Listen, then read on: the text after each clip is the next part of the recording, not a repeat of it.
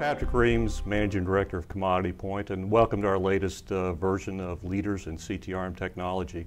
We're very pleased today to have Mr. Kevin Hesselbirg, CEO of OpenLink Financials, join us today. Kevin, thanks for being here. Good morning, Patrick. Thanks for having me. I think as most of our audience knows, our viewers know, OpenLink is the world's largest producer of CTRM technologies, and according to our latest vendor perception report, is a leader across many categories in CTRM, including the leader in overall CTRM in the marketplace, based upon our respondent survey. So it's a company that's been very interesting to watch in terms of development over the last several years, and I think in terms of the news from OpenLink, and clearly in the marketplace too, is the recent acquisition of Solarc, right. Which you guys completed, I believe, in November of last year. Could you give us some insight into the strategy or the thought process that went into that acquisition? Sure, Patrick. So from our standpoint, I mean, OpenLink has always prided itself on our ability to create a single core solution, which we ultimately believe is what everyone wants, which is one solution to do as many things as possible. But having done that in a way that we've essentially grown the company and grown our product base primarily organically. I think although we're the largest, and I'm very proud of that fact, we've been able to accomplish it by being one of the least acquisitive companies as well within the underlying sector. So, and we believe that's a core part of our understanding. However, when we have gone outside of that core philosophy of development first and investing in ourselves, we typically have attempted to buy market leaders. We've done that two previous times, once with our acquisition of IRM, which we believe to be the market leader in optimization and forecasting, and we did it again with DBC, which we believe to be the market leader in and around grains management. And these were two opportunities for us to extend our overall platform. With the acquisition of Solarc, we believe we're doing the same thing again. We absolutely believe Solarc is a market leader, in particular a market leader in three important spaces for us where we thought growth lied ahead, in the area in particular of NGLs and refining and marketing space, as well as in their corporate intensive market, particularly in the area of airlines and other corporations that they were moving into. We view those markets as very attractive. We view the markets as one in which Solarc was in fact a market leader, and therefore combining our market leadership with their market leading technology in and around that space would prevent a more compelling value proposition for the market on a whole. You have announced recently, and matter of fact not so necessarily so recently, that both products are actually going to remain in production in the foreseeable future, both RightAngle and C-Motion Endure. Given that that announcement and that strategy, what do you see as the ultimate value proposition for both your clients and OpenLink? Right. Well, first of all, we thought it was very important to come out with that announcement relative to the fact that all the products within our technology stack would continue to be invested in, and not just supported, but truly invested in. As your viewership and your readers understand, I think the single biggest concern that most of the customers would have of any of our product set is in fact their substantial investment going to be continue to be invested in relative to this new technology stack. And unfortunately for us, that's largely because of what other people have done before us, right? So we well understand within this sector, OpenLink has been involved in this sector. We're coming up on our 20th anniversary. Solarc is 20 years old as well. Having been industry veterans and seeing what other people have done in the past, they've essentially devalued their customers' investment. One of the things we found most attractive as well around Solarc is that they match with OpenLink a core culture that was a no customer left behind relative to technology improvements that they've made over time. So in terms of the larger vendors in the suite, and I know there's some up and coming vendors, but in terms of the larger vendors in the suite who have been around for a while, we're the only firms that have not essentially devalued by either decommissioning prior software that might have existed in space, or through virtue of acquisitions simply failed to support and clearly failed to invest in those other product sets along the way. So we felt that, so first and foremost, make it clear that we wanted to make it clear we were investing in all those products on a go-forward basis.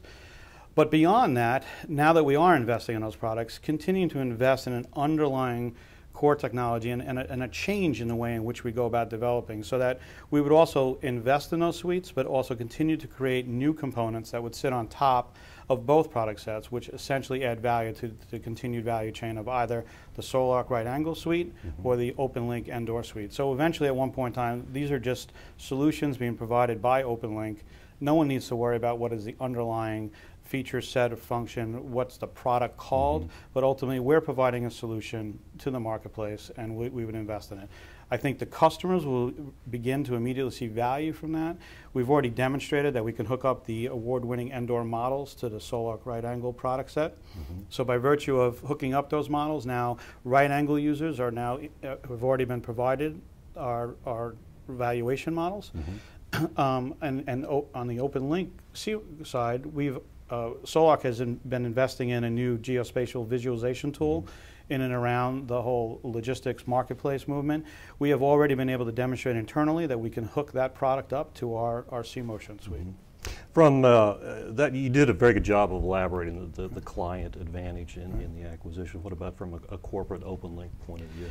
Well, from a corporate OpenLink point of view, I mean, I think the single biggest thing that we're interested in is growth. I mean, you know, we've always been fairly aggressive. I think we've been the most aggressive trying to grow internationally. We've been the most aggressive trying to grow across the energy value chain, not staying in niches of either power or gas, or moving into, you know, the crude marketplace as well recently, the agricultural space. So the value for us is just the continuation of the extended value chain. Look, we understand that what the marketplace wants and what we've built, what we've attempted to build, is in fact one single solution suite that goes across all commodities, all modalities, all geographies. That's what the market wants. It's a silver bullet. We all understand that.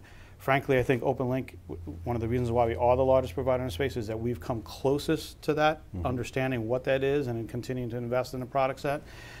So the value to the clients is that, you know, let us figure out behind the scenes how it is we'll add the value of the RightAngle suite and the Solarc natural gas suite into our underlying solution from that standpoint. Let us deal with that plumbing, and then, but ultimately provide the functionality to the end user so that they do have that one solution suite. That's the ultimate value to them. And the ultimate value to us is that we believe will provide more growth for our company. With the announcement of continued support for both RightAngle and C-Motion, is there some point at in the future that you start to bring the two products together, that you do merge the technologies of RightAngle and C-Motion? Yeah, there is. I mean, one of the reasons, I mean, look, we've been following Solarc for a number of years. I mean, I think one of the other key things that everyone needs to understand is that for whatever reason, and largely due to people like yourselves, there's a whole bunch of vendors, we think somewhere in the neighborhood of 30 to 40, maybe even more, that are classified as ETRM vendors. The reality is that they all do a bit of a different thing, right? So ultimately, again, going back to this one solution suite, what we believe the marketplace desires is in fact this one solution suite. However, each energy company, although energy companies are also defined in similar paradigms, they're also very unique and different. And one of the reasons why I believe there are so many vendors in the space is that an energy company is defined by its unique set of assets and its unique equity positions. Those positions and those assets are different no matter who they are. Exxon has a very different asset base than does Shell, although both vendors would be, anybody servicing those would be considered energy ETRM vendors, right? So when we look at the overriding investment, ultimately over time we think that we'll continue to invest in these various underlying components. We'll continue to work on our technology stack. We have to now develop in a different way, right? So now when we develop new product extensions for the Endor suite, we have to make sure that those product extensions also become available to the RightAngle suite. We've done that previously in the way in which we've incorporated forecasting and optimization tools from our IRM suite, and we've also done it with our risk package in the past when we've been able to hook up our risk valuation suite in the form of our risk pack models onto our DBC technology stack. So for us, it's a matter of just developing differently, utilizing what new technology is available to us so that we can make those products available to our more broad-based customers. In terms of bringing the products together, we've seen other companies struggle with that in the past. How is OpenLink approaching it differently that'll lead to success for you? Well, I think one of the things, Patrick, goes back to our founding. Again, the name OpenLink was originally designed around a core architecture whereby we brought together multiple sides of the application so that we were moving away from siloed products, siloed systems, right? So we were able to handle front, middle, back office functionality all within the same core system. So the name OpenLink was originally created around linking those various functions together in an open manner so that it would also live and breathe within our customers' architectures. So by virtue of the fact that we've been privileged over these years to work with so many top-tier entities in the space, we also have to make our application available to their underlying systems, their interfaces, their data feeds, their core GL systems, their other previous logistics systems and the like. By virtue of our ability to kind of constantly be in that position of having to utilize those other applications while feeding data into the core and/or risk engine, the credit engines, and accounting engines, we believe we're in a better position to leverage these technologies that come in from acquired entities. The fact that we've been able to demonstrate some early successes on the RightAngle suite makes me feel more comfortable with that. Technology changes all the time, which also makes it easier. And we've also demonstrated those successes in the past with DBC and IRM, as I mentioned previously. Though you will bring the products together in the future, right now you will be running parallel efforts in terms of support. Right. So given that parallel effort, how do you maximize the return of the Solarc acquisition in the near term? Well, as I said, in the near term, the near term is really around, we believe we're now in markets that we think are growing, which we weren't in before. So as an organization, our ability to now market into refining and marketing space, our ability to move into the broader corporate sector in the form of airlines and other major corporations in the ethanol marketplace as well, the natural gas liquids marketplace, particularly with everything going on with U.S. production. These are all attractive markets that will have the opportunity. So again, we're much more focused on the growth aspect of it. Again, when we talked about what others have kind of, in our view, done wrong in the past, I think they've gone at these acquisitions from the standpoint of how can they create synergies, how can they create cost reductions and the like. In fact, we've increased our investment in R&D since the acquisition. We continue to invest in the suite.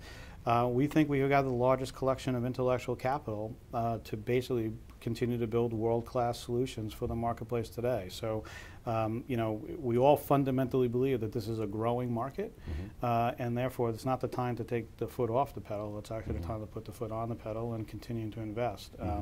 And with RightAngle being a leader in and of itself, there's no reason to stop investing in that suite. There are many applications, there are many customers out there. Again, we talked about asset classes and how people define themselves around those asset classes.